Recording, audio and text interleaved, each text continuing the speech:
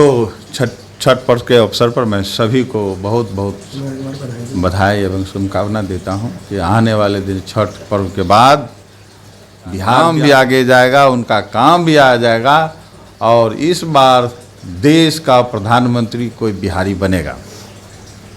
चलिए सर, बहुत बहुत धन्यवाद। ये कहते हैं कि निश्चिंत रहें, नीतीश कुमार जी को जीते जी भारत रत्न दे देना चाहिए।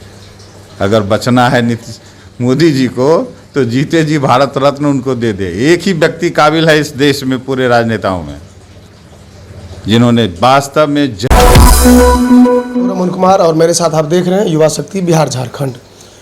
मेरे साथ मेरे मेहमान हैं इंजीनियर शैलेंद्र कुमार मंडल, प्रबुद्ध समाज सेवी हैं, जदयू के प्रदेश महासचिव हैं।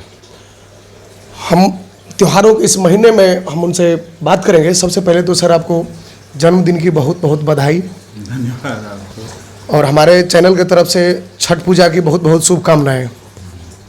बहुत बहुत धन्यवाद। भाजपा मुख्यमंत्री जी के बारे में जो कुछ बोल रही हैं उसमें क्या सत्यता है? सबसे पहले तो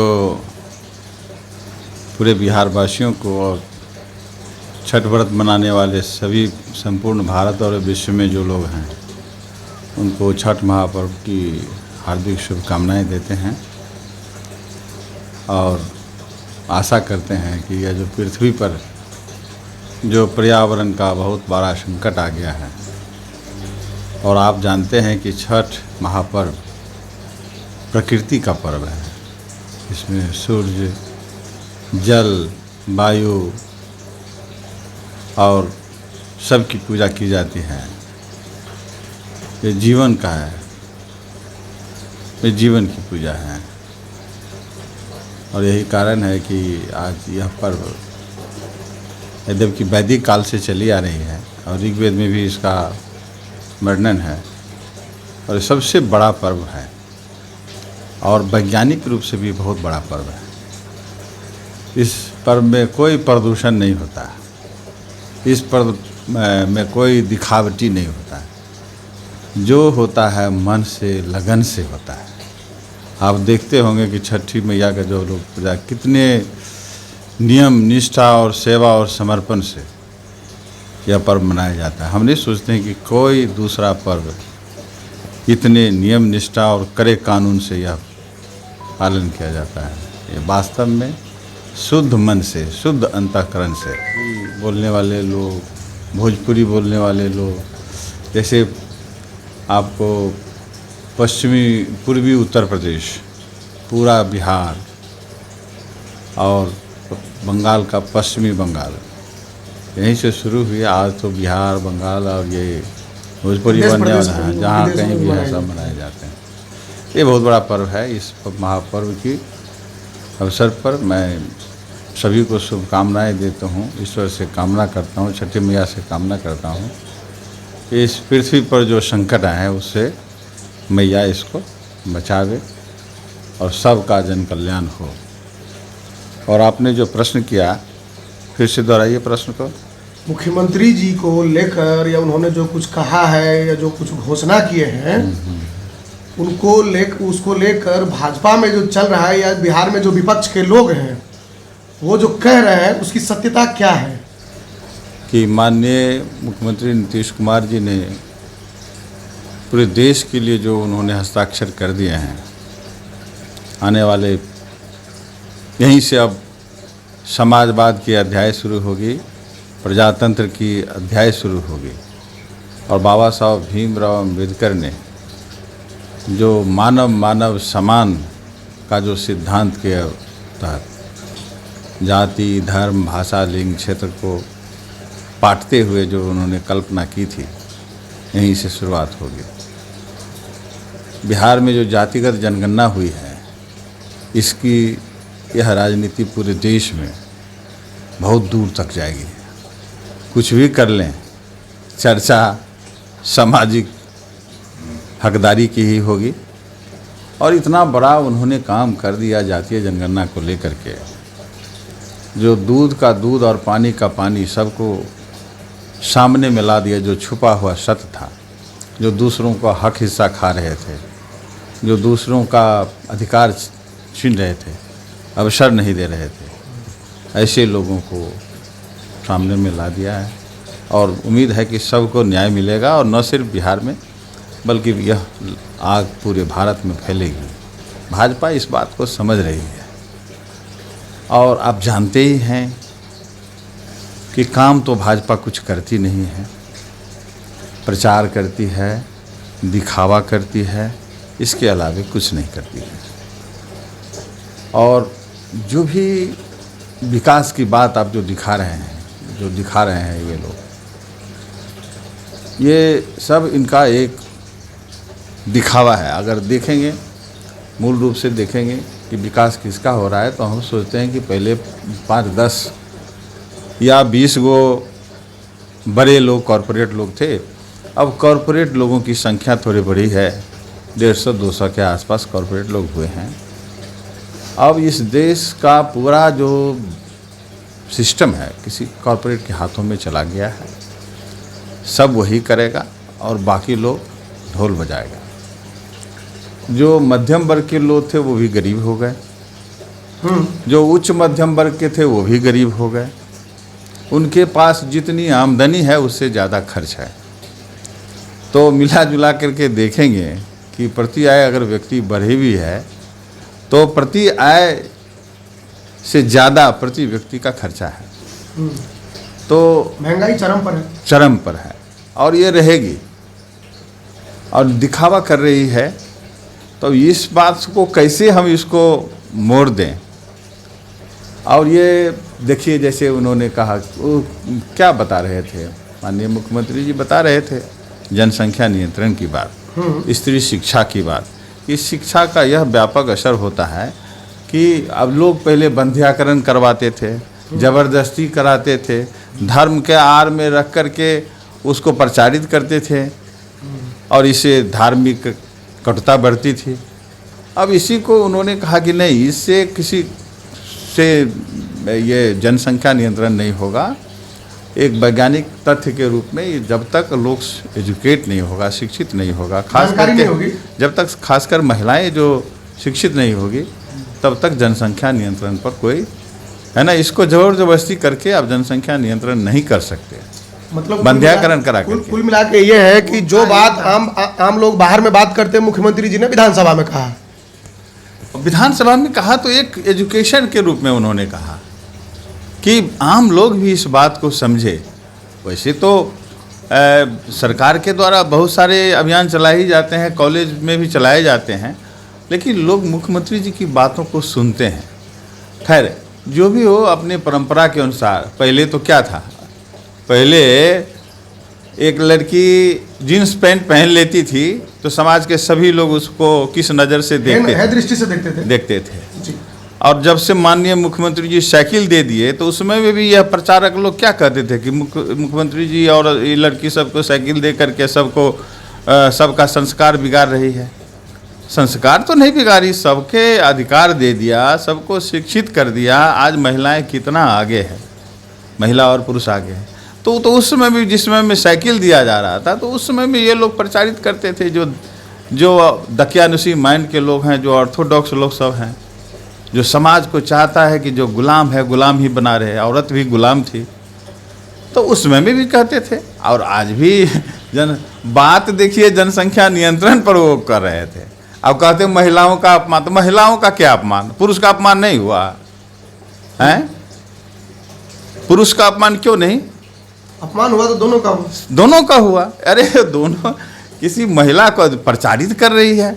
आज नेशनल टीवी चैनल जितने भी देखेंगे, सारे नेशनल टीवी चैनल जो है सो इस पर डिबेट करा रही है ना। देश में कहाँ क्या हो रहा है। औरत मणिपुर में महिलाओं को नंगा घुमाया गया, कोई नेशनल टीवी चैनल ने इस पर डिबेट नहीं कराया। आज यूक्रेन में युद्ध हो रहा है, ये जामाज रिपोर्टर सब कहाँ जा रहे हैं और युद्ध के मैदान से कहते हैं कि जान जोखिम में डाल करके जो है सो हम युद्ध क्षेत्र से रिपोर्टिंग कर रहे हैं। ये जामाज रिपोर्टर, जब महिला यहाँ मणिपुर में जो दंगा हो रहा था उसमें जामाज रिपोर्टर सब कहाँ थे? तो देश जान ही रहे हैं कि किस तरह की बातें हो रही है। आज देखिए, बिहार में छोटी छोटी घटनाएं होगी, तुरंत टीवी डिबेट करता है, नेशनल टीवी इस पर डिबेट कराता है। कहीं छोटा मोटा कहाँ नहीं हिंसा हो रही है, कहाँ नहीं अपराध हो रहा है पूरे देश में। आज देखिए लोग को, ये लोग जो कर रहे हैं, जनता विश्वास कर रही है, समझ रही है कि ये तो नीतीश कुमार जी तो हमारे भगवान है, जिन्होंने हमको मुक्ति दिला दिया, रास्ता बना दिया और आने वाले दिनों में हमको सुरक्षित कर दिया। तो ये आने वाले दिनों में बिहार नंबर 1 राज्य बनेगा।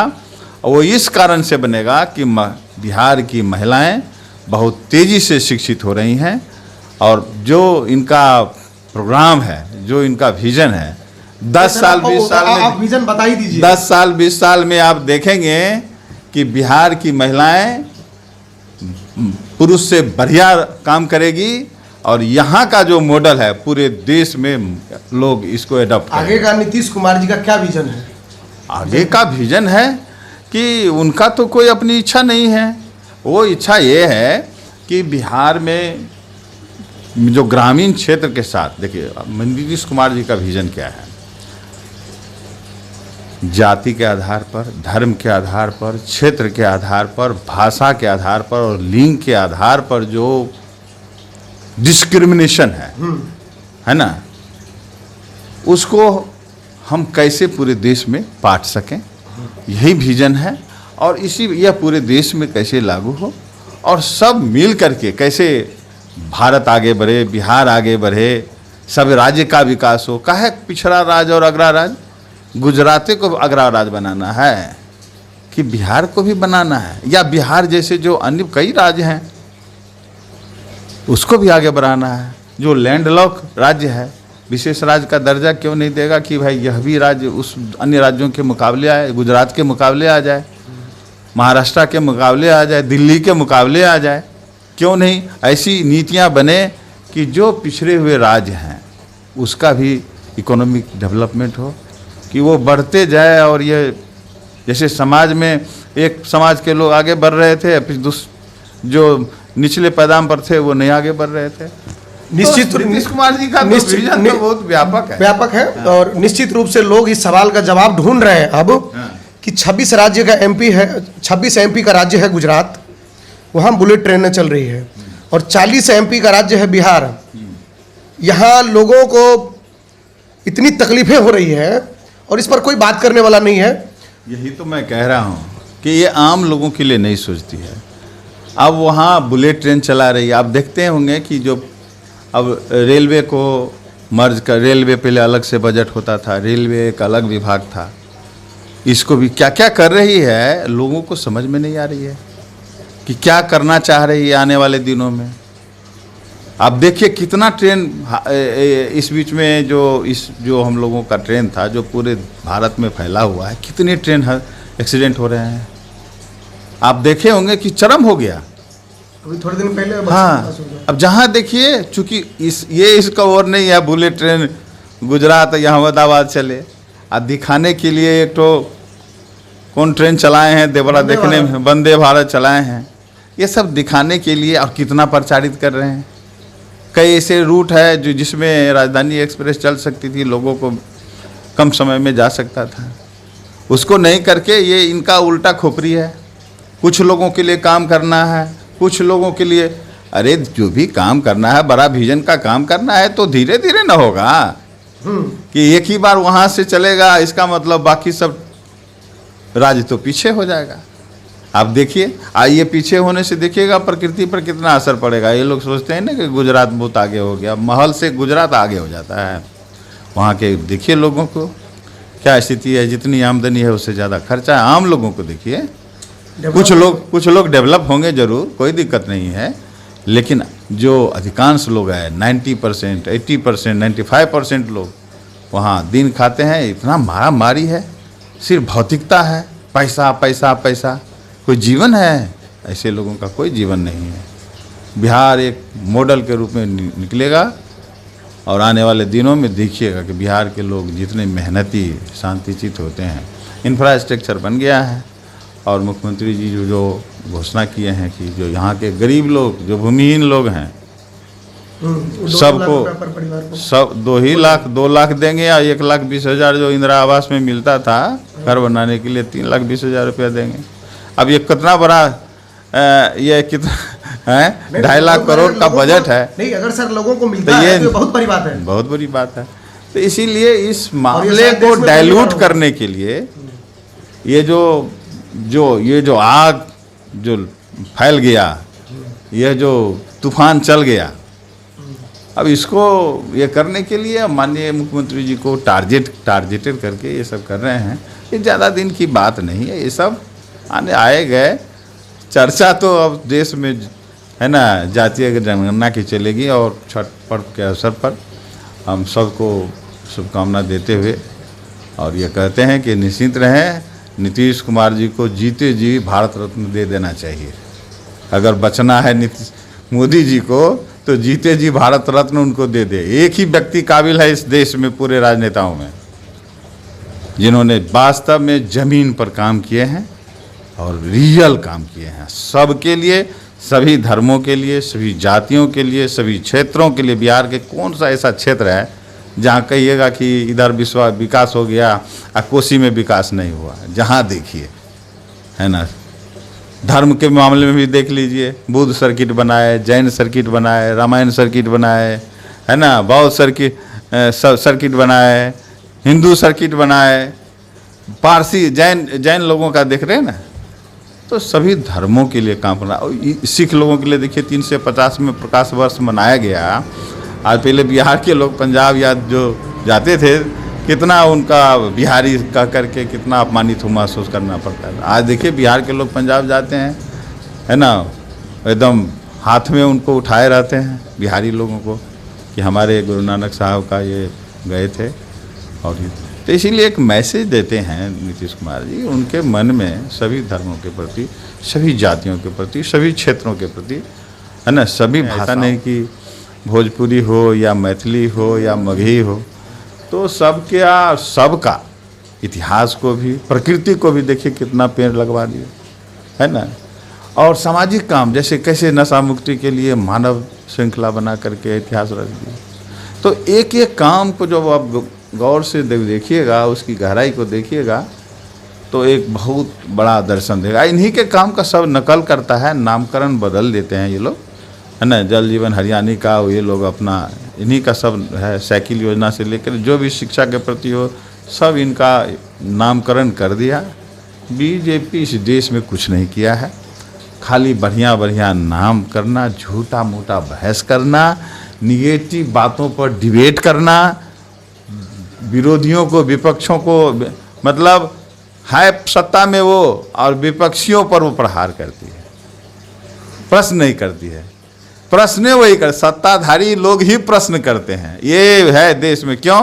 क्योंकि प्रधानमंत्री जी को कोई आज तक, ये हो गए पीएम साहब, आज तक कभी वो, पहले देखिए अमेरिका के राष्ट्रपति आते हैं और प्रेस कॉन्फ्रेंस करते हैं, प्रेस का जवाब देते हैं। कभी आपने देखा है कि आम प्रेस वाले उनको कभी आज तक, जब से वो प्रधानमंत्री बने हैं, ये तो हिस्ट्री बदल दी है ना कि प्रधानमंत्री को प्रेस मतलब क्या है? आम जनता की आवाज़, आम जनता में से लोग, आम जनता में सभी लोगों की वो चूज करते हैं कि कौन प्रेस हमारे, है ना, और उसी को अपना इंटरव्यू दे करके मन की बात अपने बोलते हैं, दूसरे का मन का बात सुनवे नहीं करते हैं। ये तो सब चीज़ बदल दिए हैं, बहुत पूरा इतिहास बदल रहे हैं, इस देश का संविधान बदलना चाहिए। तो छठ पर्व के अवसर पर मैं सभी को बहुत बहुत बधाई एवं शुभकामना देता हूं कि आने वाले दिन छठ पर्व के बाद बिहार भी आगे जाएगा, नीतीश कुमार का नाम भी आगे जाएगा, उनका काम भी आ जाएगा और इस बार देश का प्रधानमंत्री कोई बिहारी बनेगा। चलिए सर, बहुत बहुत धन्यवाद। इंजीनियर शैलेंद्र कुमार मंडल जी थे हमारे साथ, इन्होंने सरकार की बात को बड़े ही प्रमुखता से रखे हैं। आगे भी हम जैसे ही समय आता जाएगा हम इनसे बात करेंगे। तब तक के लिए धन्यवाद। आप जुड़े रहिए युवा शक्ति बिहार झारखंड के साथ। अपने इलाके की खबरों को जानने के लिए युवा शक्ति चैनल को सब्सक्राइब करें।